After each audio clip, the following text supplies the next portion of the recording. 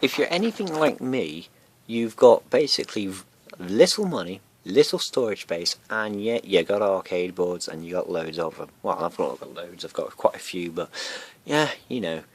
I've got a couple of analog based games, which, you know, like is where you have steering wheels or handles, or basically something that requires a value that isn't a button. And I've got here Radical Bikers, which this is one of them. I have California Speed, even though it doesn't work. I have World Rally from Galco again.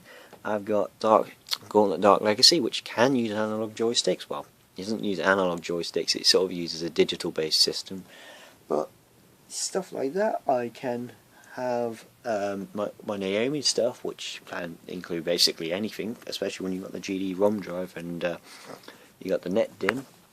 But I don't have anything to control this with. I don't have any steering wheel setups, I don't have any panels, I don't have anything. Which is basically because I don't have the money to buy them and I don't have the storage space.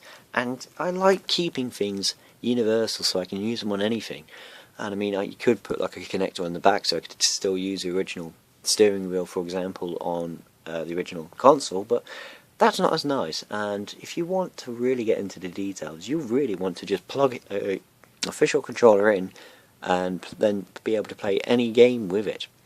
So that's what I've been thinking about, because I don't have any arcade related stuff, but I have tons of controllers, like a whole drawer full of them, and that's not a small drawer. So I thought, if I've got all these controllers, why don't I use them? Because especially the I've got like stuff like the PlayStation pads, which have the 2 analog sticks, which you could essentially use for anything. And so that's what I've been making up here. I've got a little PlayStation interface here, and there's another interface which I'll explain about in a minute. Here we've got a Arduino based board I'm just using for prototyping at the minute, although I'll probably end up using that system for the main unit, because heck, easy, cheap, affordable, and everyone can get them for cheap. Well, I've just covered cheap. There you go. It's like half 11 at night, so I am tired. Right, so what I've done is basically I've managed to interface with the PlayStation controller, which isn't that difficult. It's just a modified version of SPI.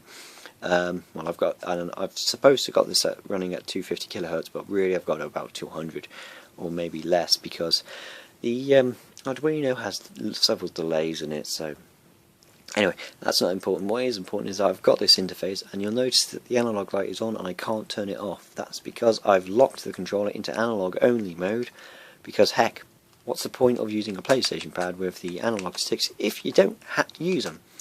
And this isn't like on an early PS1 title where it's got compatibility issues, so just force it on. Anyway, I have got this interfacing via a digital port and a couple of jumper wires into Radical Bikers, and I thought I'd show you it. Sorry for the fan, it's going to be quite loud. By the way, there is a RAM issue on this. I don't know if you see, but it's all a bit glitchy in some areas and the text is a bit off. But yeah. What I thought I'd do is just show you that this actually does work. So if I just turn up the volume a bit, and let's get into the game, shall we? Let's do light. So what I'll do is I'll just set up the camera and then we'll start playing a bit of Radical Bikers. Oh.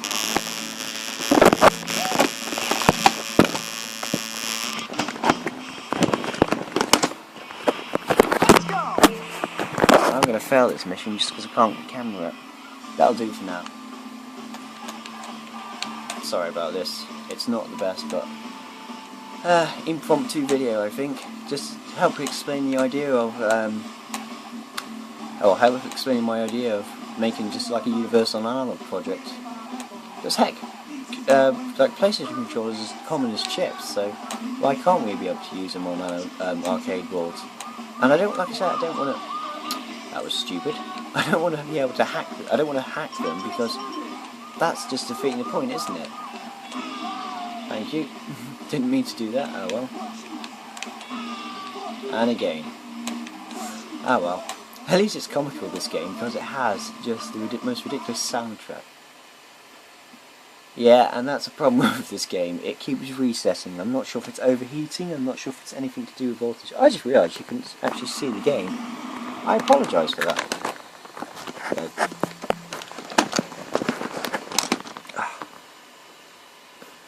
But yeah, it keeps resetting this game, which is really annoying, and I don't know why.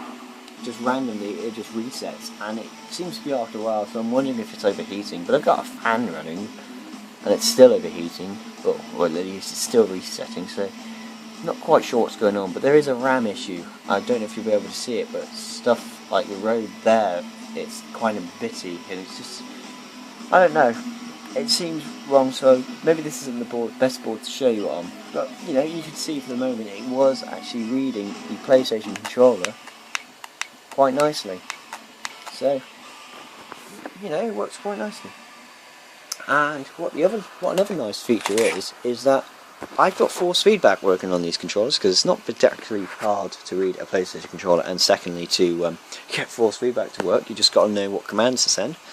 And so yeah, basically, if I got something like Sega Rally and the I/O board, and I could convert the output of the force feedback board, you can essentially have it so that when you, I'm just replicating the force feedback board with a pot here, you could basically use the force feedback to actually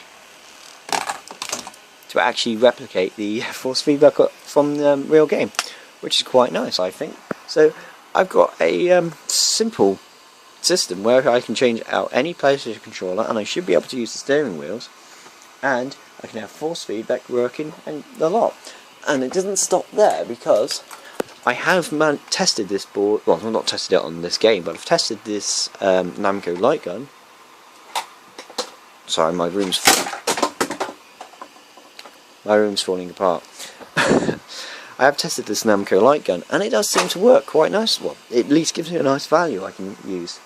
So stuff like Beast Busters, whereby they use an analog X and Y pot, I could basically use a Namco gun just to make it into a standard light gun game.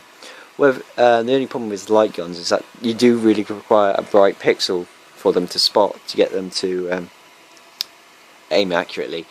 But what are you going to do? And like you say, just keep resetting this board. It's so irritating. And I don't know why it's doing it as well. It just does it randomly.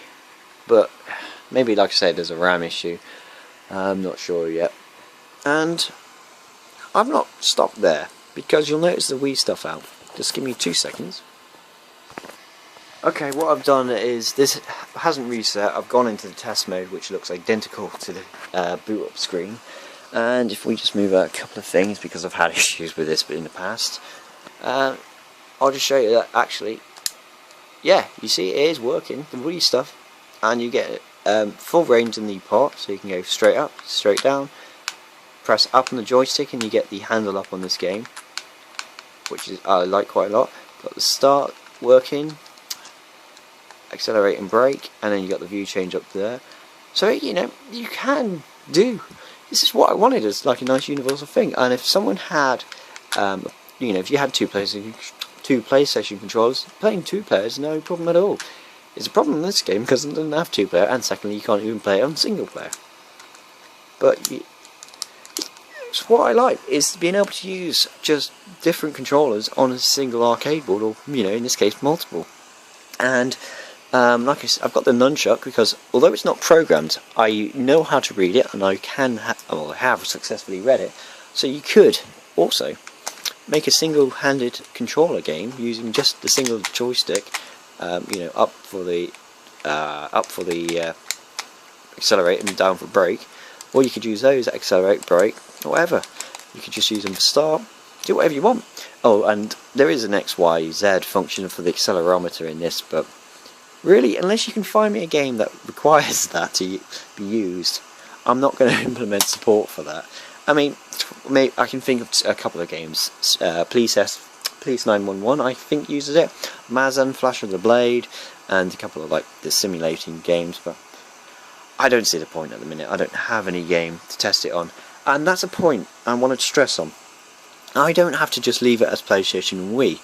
I want to be able to, and I have been able to talk to the GameCube and the N64 controller, which I've got over in there, and I can talk to them, but I can't exactly read them at the minute, which is all down to the fact that they require you to read they require you to read a 4 microsecond sample, which is essentially 250 kilohertz, which is possible on the Arduino, but very difficult unless you start using either like port manipulation or low-level commands like assembly.